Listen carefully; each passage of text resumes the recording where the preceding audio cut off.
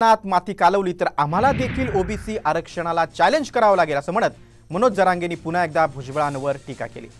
तर देशातील कोणताही नागरिक ओबीसी आरक्षणाला आव्हान देऊ शकत नाही असं ओबीसी महासंघाचे अध्यक्ष बबनराव तायवाडे यांनी म्हटलंय।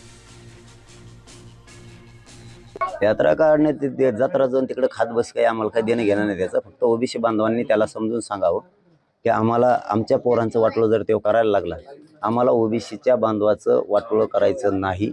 गोरगरिबांच्या लेकरांच्या अन्नात माती कालायचं नाही। पण ते जर आमच्या अन्नात माती कालत असेल तर तुमचं वाटोळं त्याच्यामुळे व्हायले।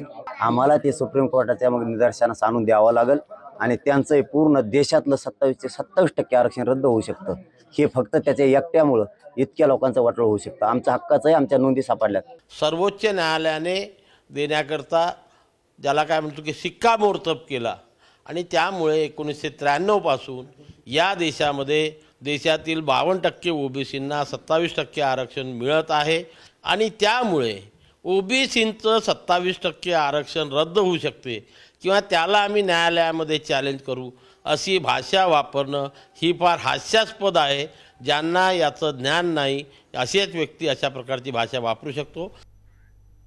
ठाकरे गटाच्या उपनेता सुषमा अंधारेंनी जरांगेंची बाजू घेतली। ओबीसी आरक्षणाला आव्हान देण्याची जरांगेंची धमकी नाही असं म्हणत अंधारेंनी जरांगे पाटलांची बाजू घेतली। जरांगेंनी आपला विचार मांडलाय। सुषमा अंधारेंनी ही प्रतिक्रिया दिलेली आहे। मनोज जरांगे पाटलांची त्यांनी बाजू घेतलेली आहे। ओबीसी आरक्षणाला आव्हान देण्याची जरांगेंची धमकी नाहीये असं अंधारेंनी म्हटलंय। त्याला धमकी नाही म्हणत, त्यांनी त्यांचा विचार मांडलाय। आपण त्याला धमकी वगैरे शब्द वापरून विनाकारण दोन समाजामध्ये तेढ निर्माण होईल अशी वक्तव्य करणं टाळलं पाहिजे।